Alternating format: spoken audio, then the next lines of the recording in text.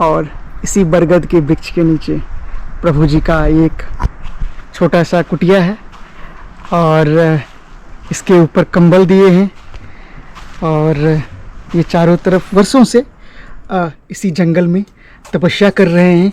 पीछे आप कुटिया देख रहे हैं और सामने प्रभु जी अभी लौकी बना रहे हैं। ये आलू है। प्रभु जी अन्न नहीं खाते हैं। वैसे तो साधु के लिए रहना जंगल ही उचित है। प्रभु जी आप अन्न ग्रहण नहीं करते हैं। हाँ। तो ये क्या सब बना रहे हैं आप? ये फलाहार है, अन्न नहीं पाते हैं। इसका कारण है कि एक तो होता है तन का रोग, अच्छा, और एक होता है मन का रोग। अच्छा। तो मानसिक रोग है क्या? ये काम, क्रोध, मद, लोभ, मत्सर, ईर्ष्या, द्वेष, ये सब ये मानसिक रोग हैं। ये करने का सबसे पहला कारण जो सीढ़ी है, सबसे पहली सीढ़ी है, भगवान राम जी माता सबरी के पास जाते हैं तो माता सबरी उनसे हाथ जोड़ के कहती हैं कि मुझे कुछ आता नहीं है, मैं क्या करूं?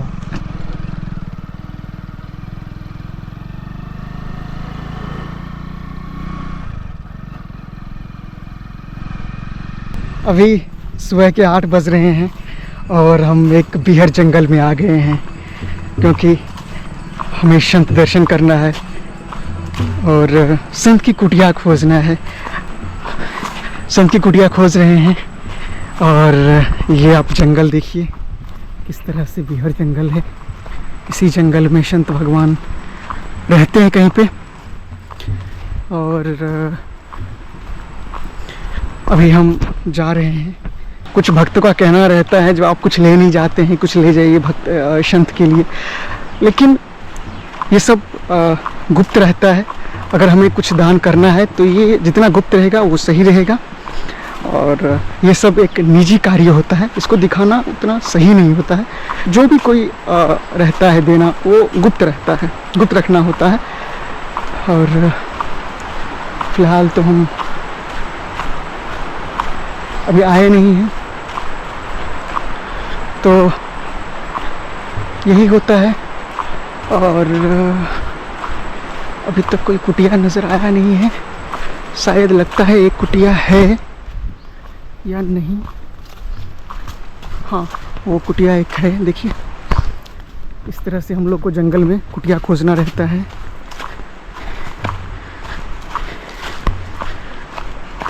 हाँ, एक यहाँ पे एक कुटिया है। देखिए किस तरह से बरगद के नीचे ये कुटिया बना हुआ है। विष्णु भगवान दर्शन देंगे या नहीं वो तो जाने के बाद देखिए।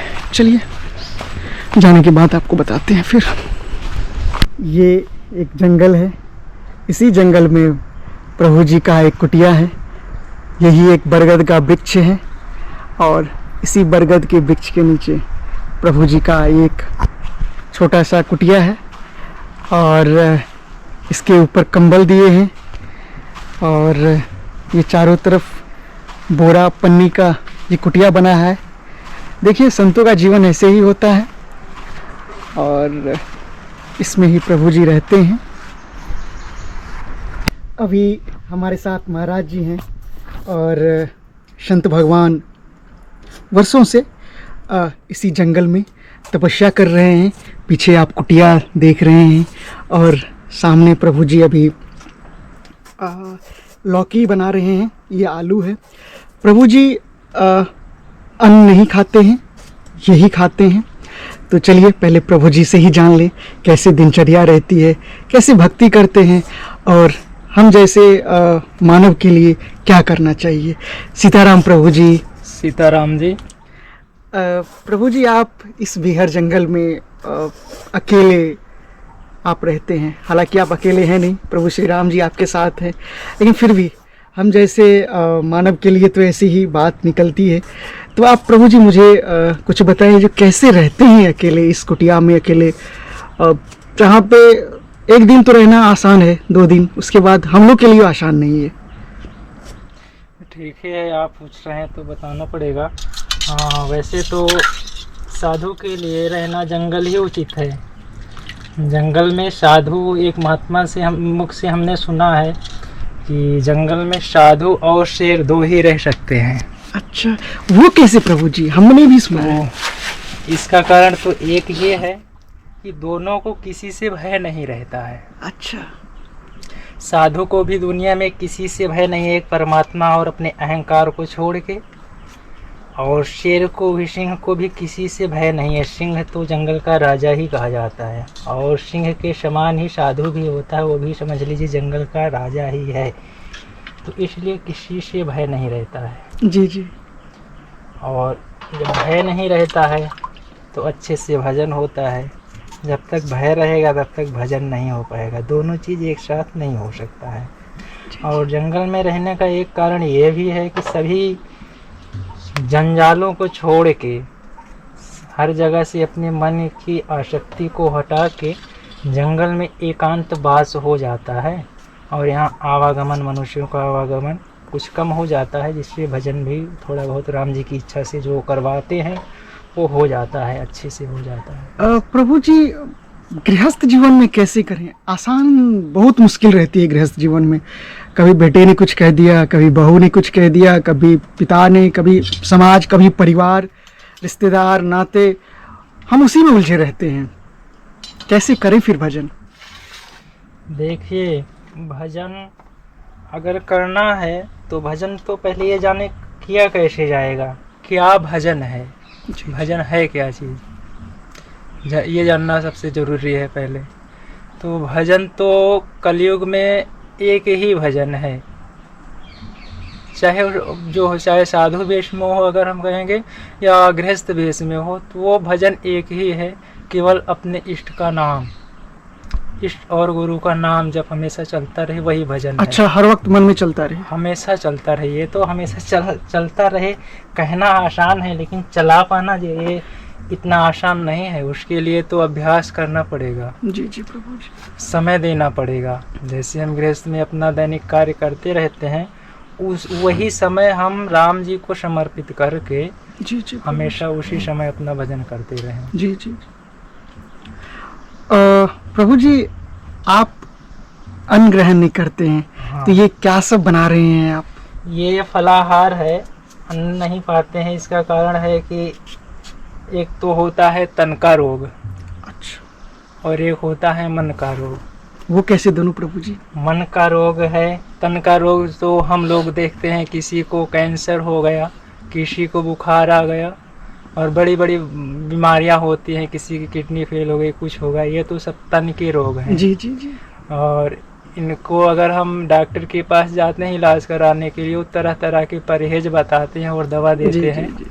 तो कुछ समय के बाद वो कंट्रोल में आता है, वो रोग जो होता है, जो असाध्य दुस्सह बीमारियां होती हैं, वो कंट्रोल में आता है। और एक होता है मन का रोग, तो हमें मानसिक रोग हो गया है। मन का रोग क्या है, हमें क्या अगर देखा जाए तो गोस्वामी तुलसीदास जी भी कहते हैं कि मानस रोग कछुक में गाए। गरुड़ जी भगवान और पक्षीराज गरुड़ जी उनसे प्रश्न पूछते हैं मानस रोग क्या क्या है बताओ, तो सभी का वर्णन करते हुए कहते हैं कि मानस रोग कछुक में गाए हैं, सबके लख बिरले पाए। तो सबको मानसिक रोग है, लेकिन ये है कि मानता कौन है कि हमें ये रोग हुआ है, इस पर विचार करने की बात है। तो मुझे ये एहसास होता है कि मुझे मानसिक रोग है, तो मैं अपने मानसिक रोग को ख़त्म करने के लिए ये अपना जो है फलाहार पाता हूं। अच्छा। तो मानसिक रोग है क्या, ये काम, क्रोध, मद, लोभ, मत्सर, ईर्ष्या, द्वेष, ये सब ये मानसिक रोग हैं। अच्छा। और इनको कंट्रोल में करने के लिए, ख़त्म करने के लिए ऐसे रोगों को ये हम अपना नियम करते हैं। अच्छा। तो प्रभु जी अभी देखिए संत भगवान अमनिया कर रहे हैं आलू का। तो प्रभु जी अभी आगे भी फलाहारी चलेगा या फिर कभी अन्न ग्रहण करेंगे या फिर नहीं? ये अनवरत चलता ही रहेगा, हमारी इच्छा से है भी नहीं, मैं भी कहता हूँ ये राम जी की इच्छा से चल रहा है, अनवरत चलता ही रहेगा जब तक हमारे रोगों का एकदम पूर्ण रूप से निदान नहीं हो जाएगा, तब तक चलता रहेगा ऐसे। प्रभु जी आप लोग मतलब खाना भी यही खाते हैं, चेहरे पे भी कुछ नहीं लगाते हैं, लेकिन चेहरे पे इतना तेज, शरीर इतना स्वस्थ, कोई भय नहीं, ऐसे हम लोग को नहीं हो पाता है। हमारे जितने भी मतलब गृहस्थ जीवन होते हैं प्रायः नहीं हो पाता है ऐसा। चेहरे पे तो बहुत सारा क्रीम लगाते हैं फिर भी ग्लो नहीं हो पाता है, खाते भी बहुत सारा कुछ हैं फिर भी शरीर स्वस्थ नहीं रह पाता है। और हमारे संत भगवान देखिए, आपके जैसे संत भगवान, मतलब चेहरे पे इतना तेज। देखिए ये ऐसा है कि जो गृहस्थ जीवन में है वो और कहीं से पावर जड़ी बूटी अपना लेना चाहते हैं, इसलिए अगर देखा जाए तो जो आप तेज की बात कर रहे हैं वो हम भी मान रहे हैं, प्रायः वो संत महात्माओं की अपेक्षा कम ही रहता है। वो तेज है कि वो ख़त्म हो जाने वाला तेज है। जो आप कह रहे हैं क्रीम वगैरह लगाते हैं, 10 मिनट 15 मिनट या घंटे 2 घंटे लगाए फिर ख़त्म हो गया, तो नित्य नहीं है, वो तेज नित्य नहीं रहेगा। जो हम लोगों का तेज है, हमारा तेज तो एक ही है, जो तेजों में है उन्हीं से हम लोगों का तेज है। तो हमारा कोई पुरुषार्थ नहीं है, ये तो हमारे राम जी की कृपा है। उन्हीं के तेज से अगर कुछ तेज देख पा रहे हैं तो उन्हीं का तेज है। नहीं तो अगर मैं अपनी बात कहूँ तो मैं ये तिलक स्वरूप करने के अलावा दर्पण भी नहीं देखता हूँ कि कैसा है। श्री राधे। तो जो कुछ तेज है अगर आप देख रहे हैं तो हमारे राम जी का तेज है, हमारा कुछ नहीं है। प्रभु जी ये तो आपने वही बात बताया जो हम लोग को भी सीखना चाहिए। और प्रभु जी ये कुटिया आपका बहुत प्यारा है। अभी हमने देखा, कुछ गांव वाले आए वो भी बताए, और हम भी जब आए तो आपका कुटिया देखिए, और देखिए कितना अच्छा ये कुटिया है। और ऊपर में प्रभु जी ये प्लास्टिक लगाए हैं, और इधर प्रभु जी बैठे हैं, और ये प्रभु जी का एक और कुटिया है जहाँ पे प्रभु जी जलावन रखते हैं। प्रभु जी ये सारा व्यवस्था आप खुद अकेले करते हैं या फिर? राम जी की इच्छा से, अभी क्या बोलते हैं, मेरे से पहले एक और महात्मा रहते थे यहाँ। जी जी। और व्यवस्था तो अगर कहा जाए उन्हीं की है सब ये, हमारा कुछ नहीं लगा है इसमें। हमारा अगर कहें तो हमारा तन भी अभी नहीं लगा है इसमें, तो वो सब महात्मा का है। और महात्मा का भी क्या है, राम जी किसी को माध्यम बना के वो सब व्यवस्था करा देते हैं। अगर हम भजन के लिए अग्रसर होते हैं, राम जी को पाने के लिए, राम जी से प्रेम करने के लिए उनकी तरफ बढ़ते हैं, तो वो सब व्यवस्था स्वयं अपने आप कर देते हैं, करवा देते हैं। बिल्कुल बिल्कुल। किसी न किसी भेष में या स्वयं चले आते हैं या वो किसी न किसी को भेज देते हैं, सब उन्हीं की व्यवस्था है। प्रभु जी ये मनुष्य जीवन में बहुत सारी विपदा आती है, दुख आते हैं, क्लेश आते हैं, परिवार छूट जाता है। हालांकि लोग समझते भी हैं, लेकिन इसका मुख्य कारण क्या है? ये मुख्य कारण यही समझिए आप, 84 लाख योनि है। वेद पुराण बताते हैं कि कितनी योनि है? 84 लाख। 84 लाख। 84 लाख योनि में एक योनि ये क्या है? मनुष्य योनि है कि हम लोग ऐसे बातचीत कर ले रहे हैं और सारे प्रकृति को समझ सकते हैं। जी जी। वेद पुराणों को पढ़ के, महापुरुषों के द्वारा आचरण करके हम पूरे प्रकृति को समझ सकते हैं। तो इसका क्या कारण है? हम भी कभी कभी विचार करते हैं क्यों राम जी ने ऐसा किया कि 84 लाख योनियों में 83,99,999 योनि बनाने के बाद एक मनुष्य योनि क्यों बनाए? जी जी। इसका एक ही कारण समझ में आता है कि ये तर जाने के लिए योनि मिली है। ये संसार में तैरने के लिए नहीं है, भटकने के लिए नहीं है। इसका मतलब भोगों के लिए नहीं है ये सही। कुछ बिल्कुल है ही नहीं भोगों के लिए। नहीं तो 83,99,999 कीड़े जीव जंतु बनाने के बाद एक कीड़ा और बना दी होती है, मनुष्य जीवन क्यों बनाना उनको अच्छा लगा? इसका एक ही कारण है कि केवल राम जी के चरणों का आश्रय लेके, उनके नामों का सहारा लेते हुए हम तर जाएं बस।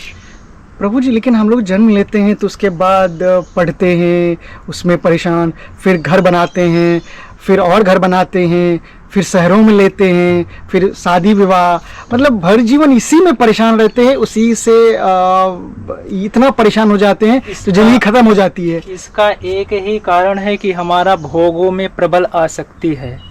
लेकिन ये बात तो अब पता चला जो नहीं, हम जो कर रहे हैं वो भोगों में प्रबल आसक्ति है, इसलिए हम मृग तृष्णा की तरह उसके पीछे भागते हुए चले जा रहे हैं और अपने वास्तविक स्वरूप को भूल चुके हैं हम। और ये वास्तविक स्वरूप का ज्ञान भी होना अपने बस की बात नहीं है।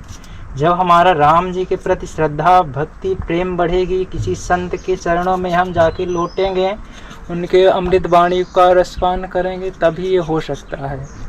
अभी प्रभु जी लौकी काट रहे हैं और हमारे लिए समय भी निकालें, और इसके लिए प्रभु जी को क्या कहें। प्रभु जी, मुझे भक्ति कैसे करें और अपने कर्म को कैसे सुधारें और भक्ति में कैसे मन लगाएं, भक्ति कैसे करें? भक्ति करने का सबसे पहला कारण जो सीढ़ी है, सबसे पहली सीढ़ी है, भगवान राम जी माता सबरी के पास जाते हैं तो माता सबरी उनसे हाथ जोड़ के कहती हैं कि मुझे कुछ आता नहीं है, मैं क्या करूं। अच्छा, सबरी माता कहती हैं? हाँ, सबरी माता कहती हैं। तो राम जी, माता सबरी तो ऐसे तो भगवान मतंग ने उनको आशीर्वाद दिया था, मतंग जी की शिष्या थी, उनको आता क्या नहीं, लेकिन अपने अभिमान को छुपा के, क्या नहीं आता वो तो तीनों काल भूत वर्तमान और भविष्य सबको देख सकती थी, बता सकती थी, लेकिन कि वो क्या है, इस शरणागति होके हम लोगों के लिए ऐसे प्रश्न किए, हम जैसे मूढ़ों के लिए ऐसे प्रश्न किए कि अगर कुछ नहीं आता है तो शुरू कहाँ से करें। तो राम जी भगवान उनको बताते हैं कि भक्ति के 9 प्रकार होते हैं।